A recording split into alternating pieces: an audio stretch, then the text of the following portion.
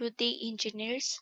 So, nasa chapter 3 na tayo and I hope naintindihan nyo na or nakapag-practice kayo ng last lesson natin which is the derivatives or yung long method sa paghahanap ng derivative.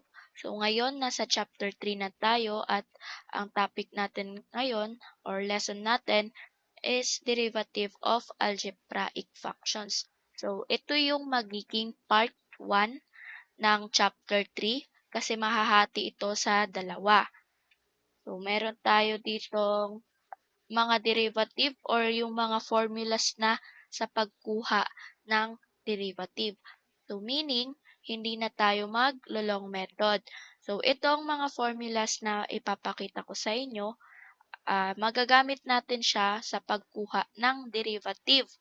So, kailangan i-memorize nyo tong mga formulas na ibibigay ko sa inyo. So, simulan na natin sa derivative of a constant. So, ano yung mga constant?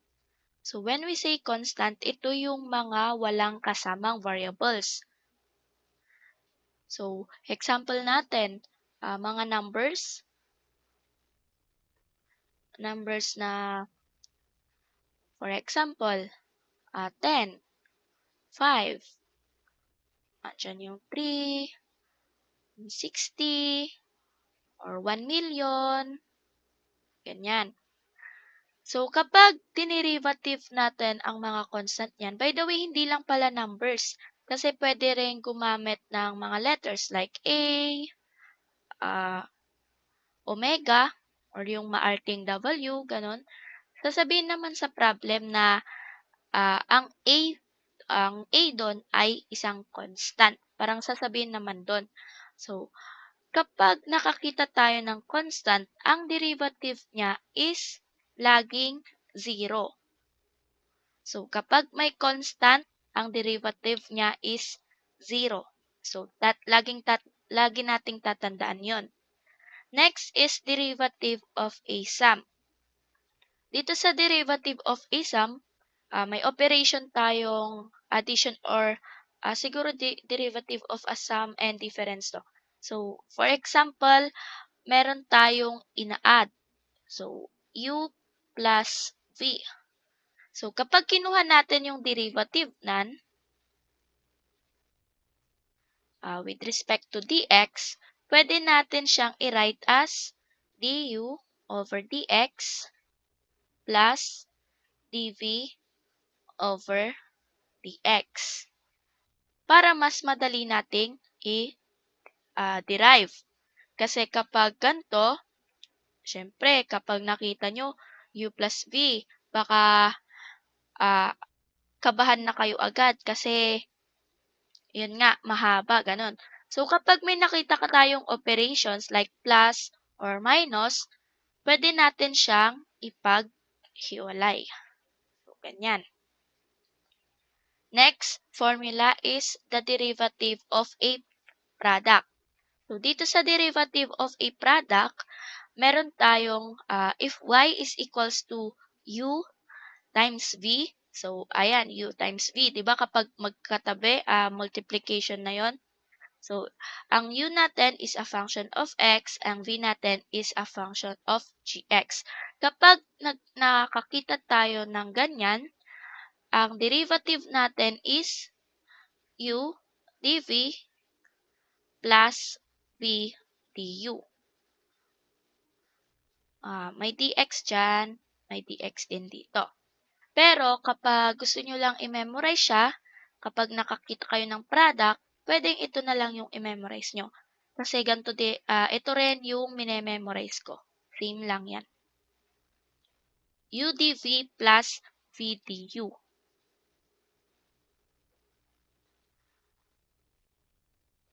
Next natin is derivative of a quotient. So, sa quotient, ang operation dyan ay division.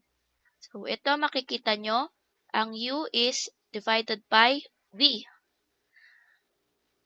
So, kapag ganyan naman, ang derivative ng mga quotient or yung tinatawag na quotient rule. By the way, itong product ay tinatawag ding product rule. And the quotient naman is quotient rule. Yun kasi yung halos tawag sa ibang libro or kapag siguro pag manunod kayo ng ibang video or supplementary videos, ganon. So, quotient rule ang tawag dito.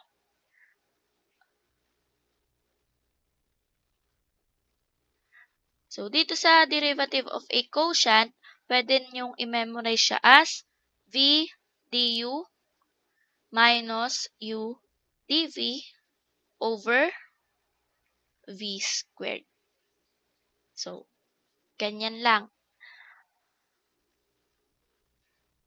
Next is, last na itong formula dito sa algebraic function. Meron tayong y is equals to x raised to n.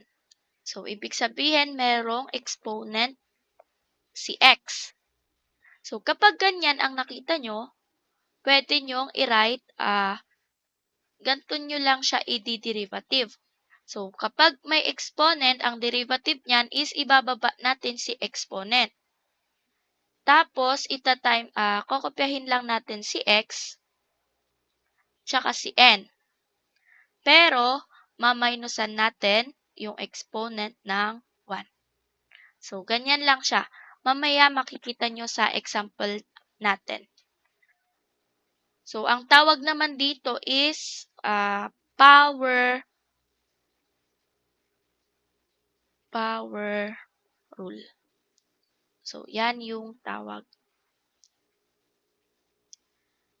So, pakitandaan yung mga pinakita kong formula. So, para mas maintindihan, i-apply na natin siya sa mga given examples. So, differentiate the functions. Dito, meron tayong y is equals to x cubed plus 3x squared plus 2. So, kung papansinin nyo itong first term natin, maihahalin tulad natin siya doon sa power rule kanina. So, ito yung x and itong 3 ay yung n. Tama? So, itong pangalawa or yung second term natin, same din siya, pero may kasama siyang constant. Pero hindi siya yung constant na equals to 0. Bakit? Kasi may kasama siyang variable. Yan yung sinasabi ko kanina. So, ang gagawin lang natin dyan is 3 or isulat na natin.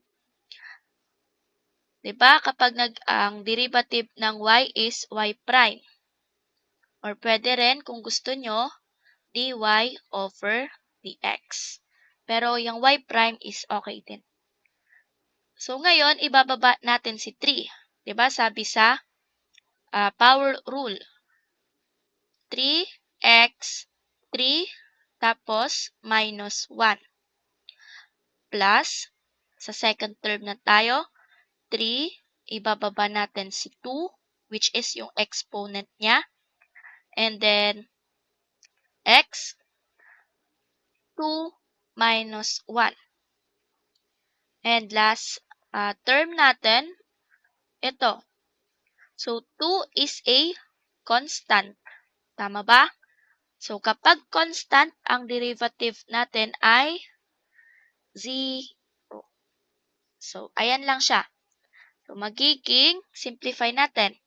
Y prime is equals to 3x squared plus 3 times 2 is 6. 2 minus 1 is 1. So, meron siyang invisible na 1 dyan. So, kahit hindi nyo na isulat yung power na 1. So, ito na yung ating sagot. So, madali lang, di ba? So, mag-practice kayong mag-solve ng ibang problems dun sa ni-recommend kong libro. So, next example, So, ito, sinolve natin ito dun sa last chapter. Ginamitan natin siya ng long method. So, tignan nyo kung gaano kabilis kapag alam natin yung mga formulas ng derivative. So, y prime is equals to, ano to? Power rule. 5x 5 minus 1 plus 4 and ibababa natin si 4x raised to 4 minus 1 minus 3, ibababa natin si 2 x wait lang, sorry napindot. X squared minus 1 plus 2 and di ba may 1 yan? May 1 siya and x 1 minus 1 plus ang 1,000 ay constant kasi wala siyang kasamang variable. So, magiging 0 lang siya. So, i-simplify natin. Y prime is equals to 5x raised to 4 plus 4 times 4 is 16. X raised to 3 minus 3 times 2 is 6. X raised to 2. 2 minus 1 is 1. So, hindi na natin isusulat. Plus 2 times 1. And ito, kung papansinin nyo, wait, ibang color.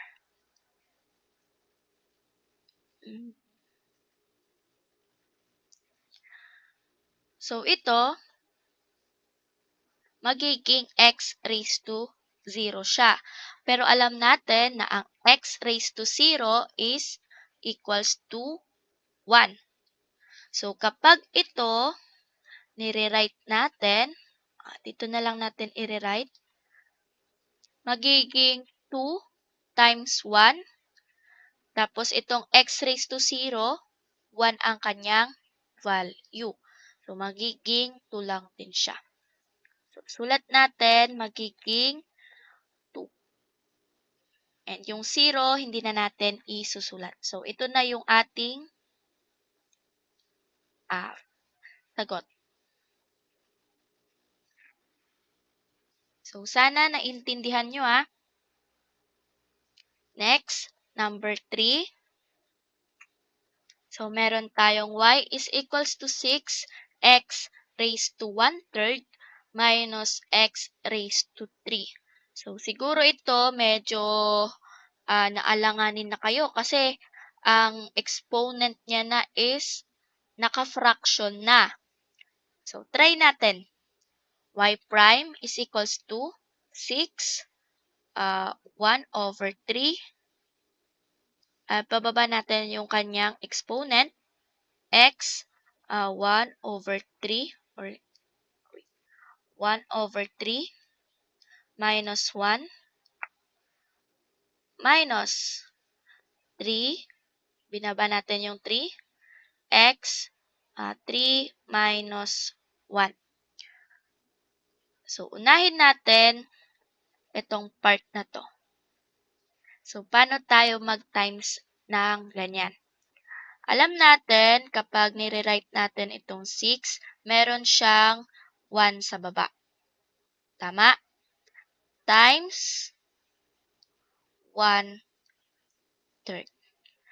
Diba ang pag-times ng fraction is numerator sa numerator, then denominator sa denominator. So, 6 times 1 is 6.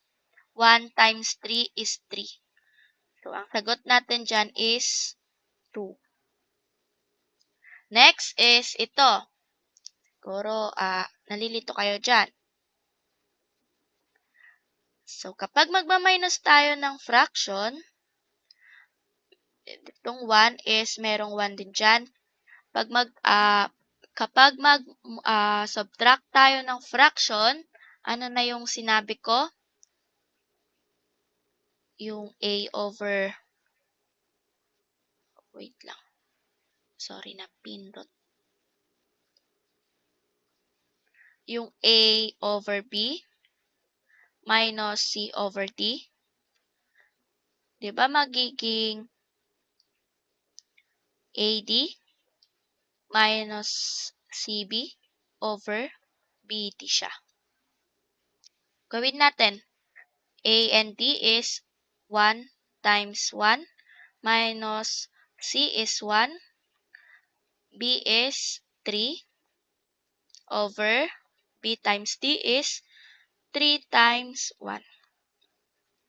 So, magiging 1 minus 3 over 3. So, ang sagot ay negative 2/3. So, isulat na natin siya. Magiging y prime to. And ang sagot dito is 2 kanina. X. Ang 1/3 minus 1 ay negative 2/3. Wait. Negative 2/3. Minus 3x squared. So, yan yung ating answer.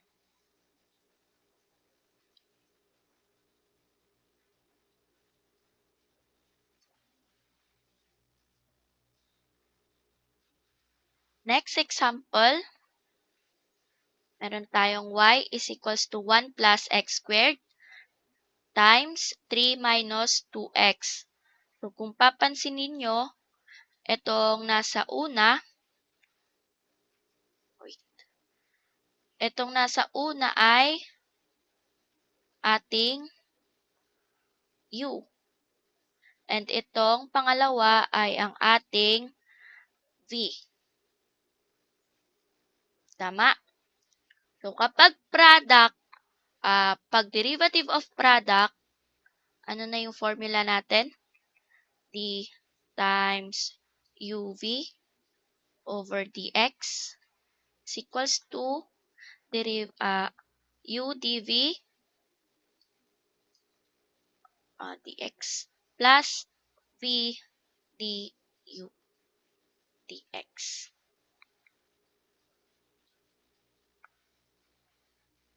So, ganyan.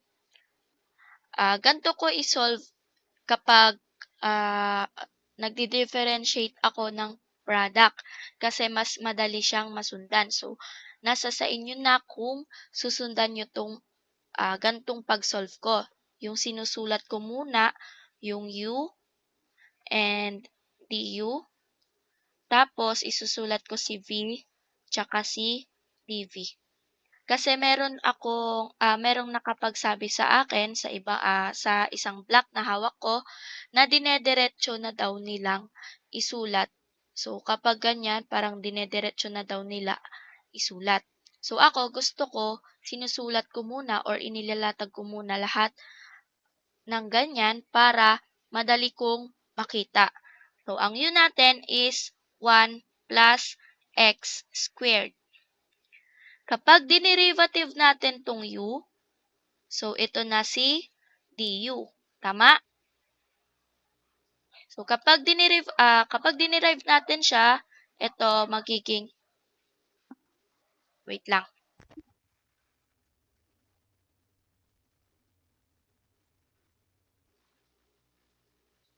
So asan na tayo? Sorry, pinost ko. Biglang umingay yung mga aso namin. So, pag dinerive natin itong u, magiging du siya. Tama? So, kapag dinerive natin itong 1 is 0. Ito naman, magiging 2x tapos 2 minus 1. So, ang du natin ay 2x. Same din sa v natin. Sulat natin 3 minus 2x. So, derivative ng 3 is 0 kasi constant siya. So, ito naman minus 2 or negative 2.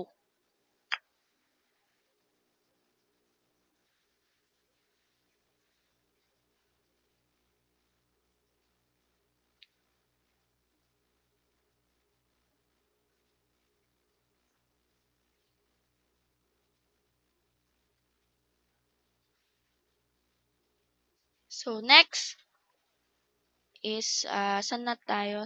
Dito ko na lang itutuloy. Dito na part.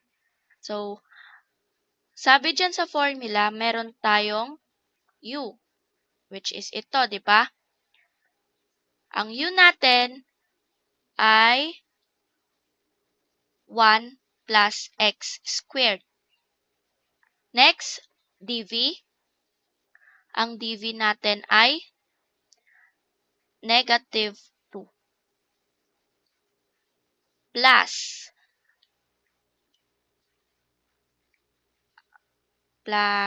v natin ay 3 minus 2x. And ang du ay 2x. Du natin ay 2x. So, ngayon, i-distribute natin siya. So, ito dito, ito dito. Ito dito, ito dito. So, sulat na natin. Negative 2 times 1 is negative 2. Negative 2 times positive x squared is negative 2x squared. 2x times 3 magiging 6x. And 2x times negative 2x, meron tayong negative 4x squared. So, pansinin nyo, ito tsaka ito, same sila ng variable. So, ibig sabihin, kapag same ang variable, isa siyang like terms. Kapag like terms, pwede nating ipagsama. So, negative 2 plus 6x, negative 2 plus negative 4 ay negative 6x squared. So, ito na yung ating answer.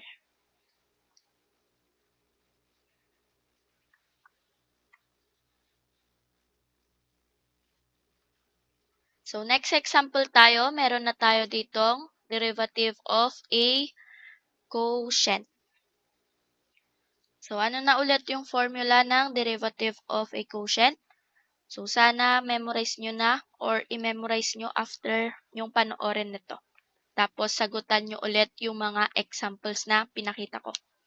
So, u over v dx is equals to v du minus u dv over v squared.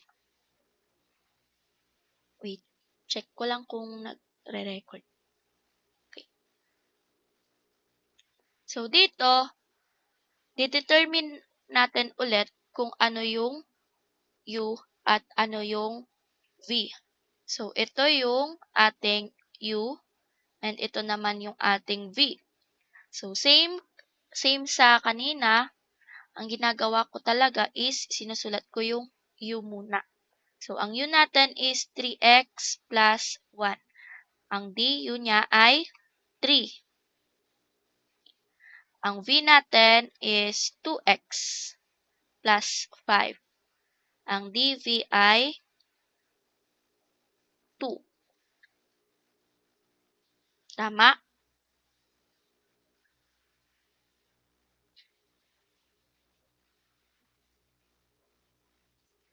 So, ngayon, isusulat na natin. Magiging, dito na lang ulit. V natin is 2x plus 5.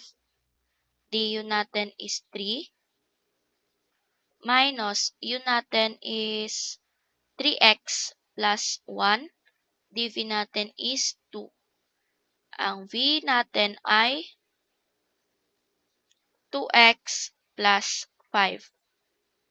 squared.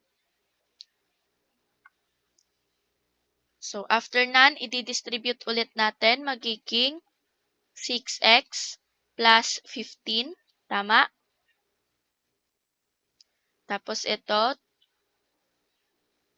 pero tandaan natin na merong negative or minus dito. So, meron tayong minus dyan. So, 2 times 3x is 6x. Pero may minus kaya negative 6x. 2 times 1 is 2. Pero may negative, so negative over 2x plus 5 raised to 2. So, 6x minus 6x. So, cancel. Kasi 0 na siya. So, 15, positive 15, minus 2, meron tayong 13 over 2x plus 5 raised to 2. So, ito na yung ating sagot.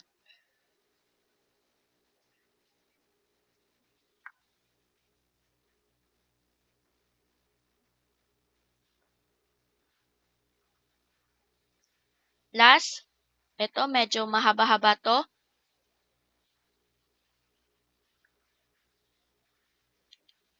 So, meron tayong y is equals to x to raised to 6 minus 2x cubed plus 3x squared plus 6x all over x cubed plus 3x.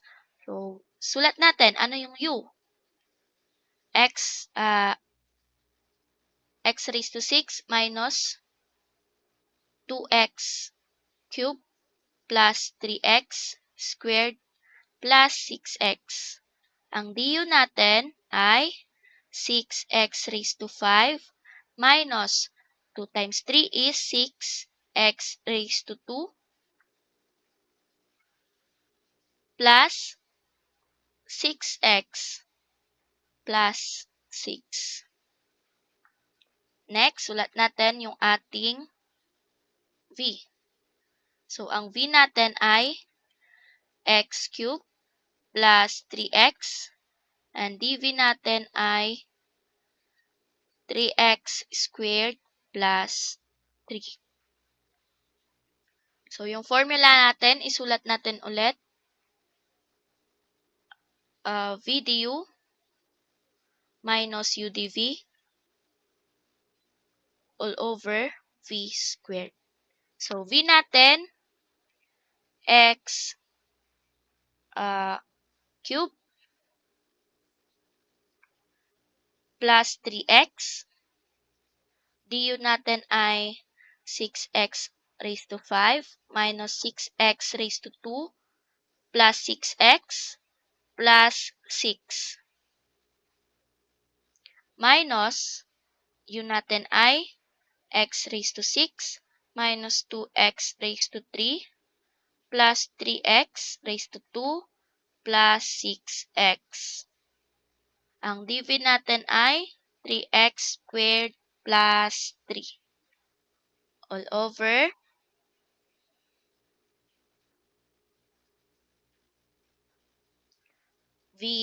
ang v natin ay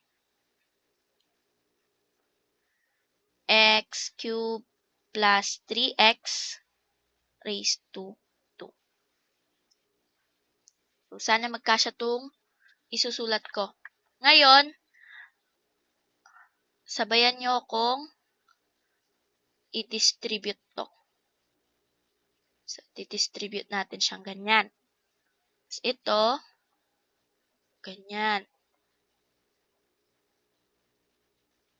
Then, after none, itong, kita ba itong orange? Ay, parang di kita yung difference. So, next is ito. Wait, hindi kita. Ano kaya? Itong dark green. So, magiging ganyan.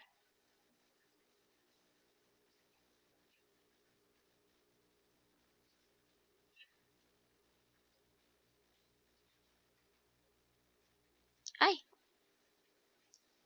Wait. So, magiging ganyan siya. Nilalagyan ko lang siya ng linya para hindi kayo malito. Kasi kapag ganito, nakakalito na talaga.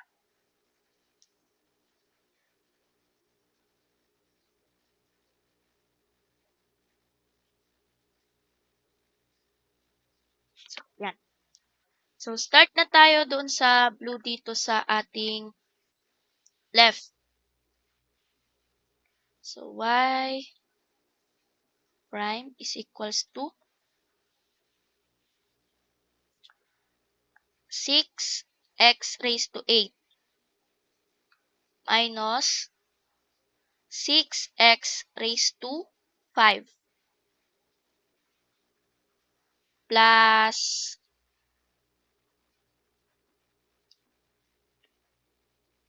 6 6x raised to 4.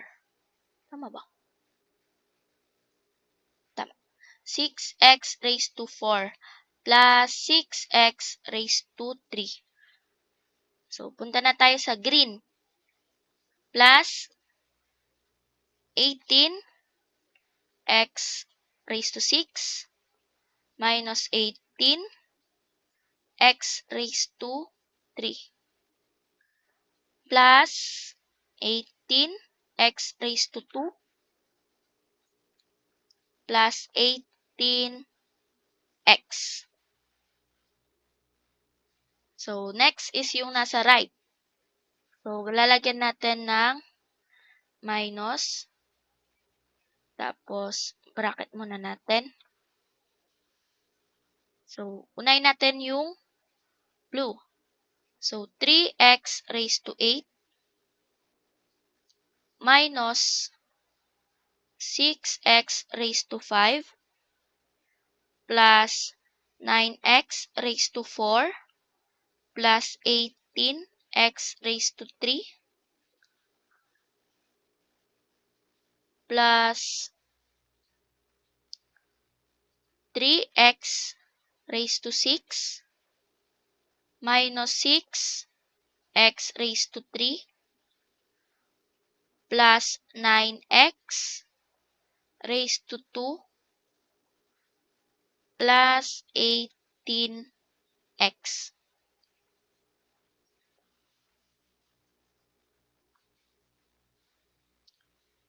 All over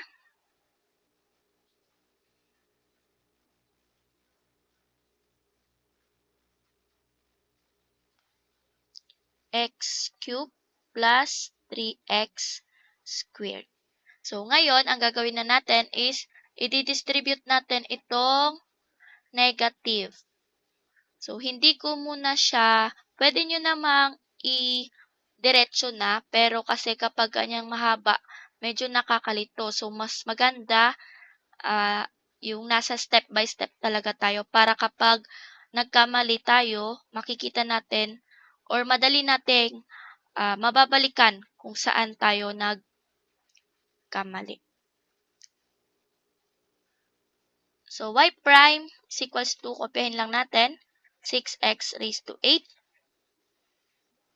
minus 6x raised to 5 plus, kinokopya ko lang to plus 6x raised to 3 plus 18x raised to 6 minus 18x raised to 3 plus 18x raised to 2 plus 18x minus 3x raised to 8 plus 6x raised to 5 minus 9x raised to 4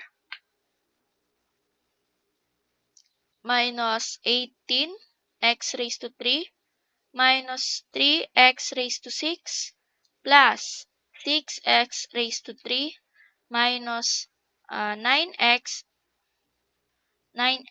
raised to 2 minus 18x. So, tama ba? Negative, positive, negative, negative, negative, positive, negative, negative. So, tama. So, isusulat natin yung over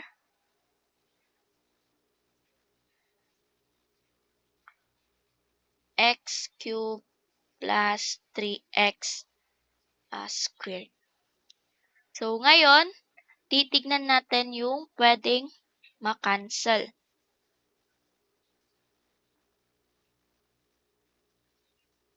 Meron pa. So, itong 6 raised to 8, 6x. Itong 6x raised to 5. Tapos, ito, positive silang dalawa. So, hindi pwede. 18x.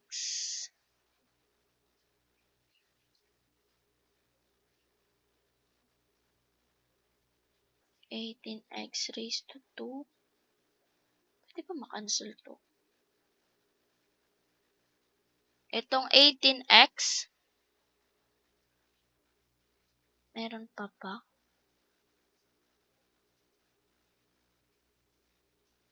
So, naduduling na ako, guys.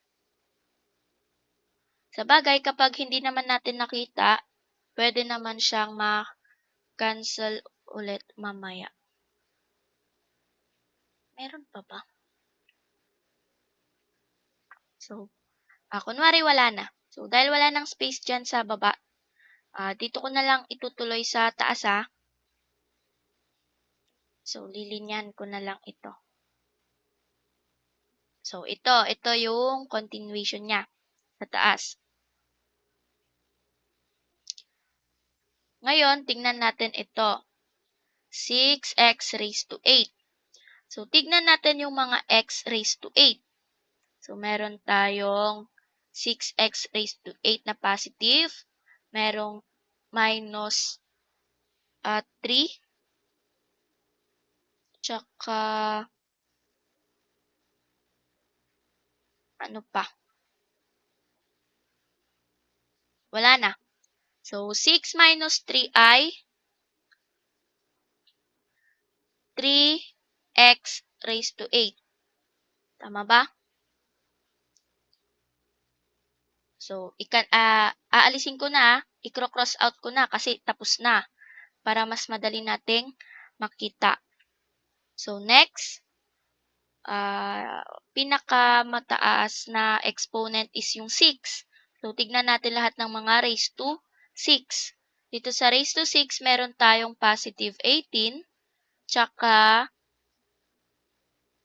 negative 3x raised to 6.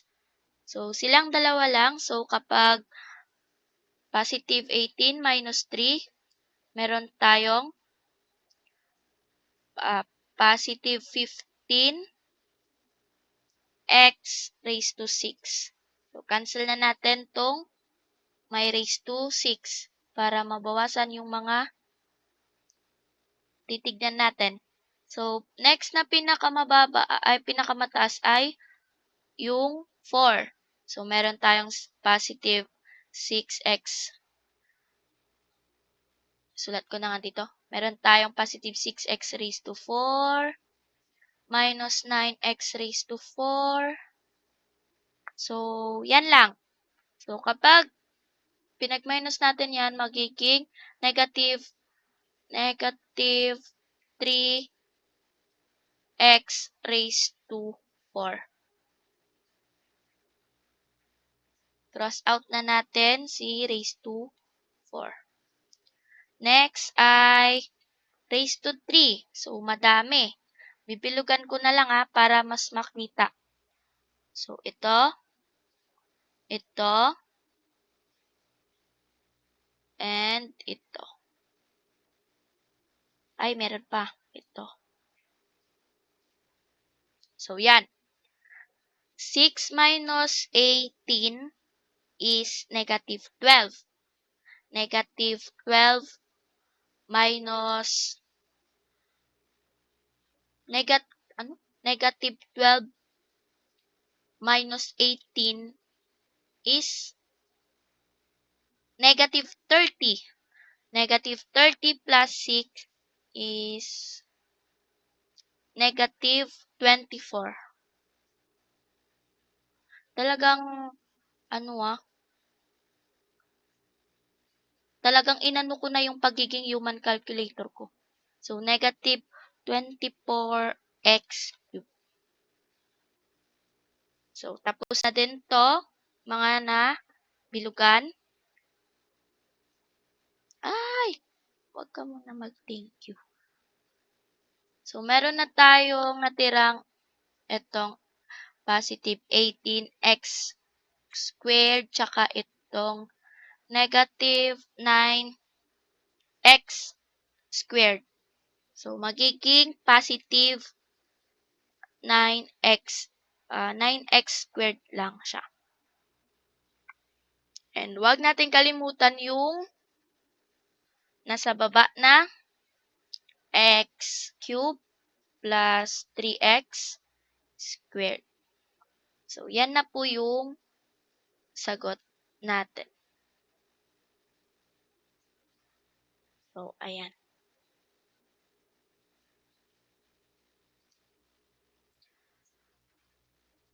Ito, medyo, ano lang siya, challenging lang siya kasi mahaba. Try nyo ulit yan, sagutan. So, kapag nagno-notes kayo, challenge nyo yung sarili nyo na sagutan yan habang nagno-notes kayo. So, yun lang yung mga examples natin. Additional is yung sa may libro. So, nasabi ko na kasi sa anong section yun. Basta may nasabihan akong section na mag-practice solve. So, sa mga hindi pa nakakapag-practice, i-chat ko na lang sa inyong mga group chat. So, yun. Maghanap pa kayo ng ibang problems. 1 to 28 ata yun. So,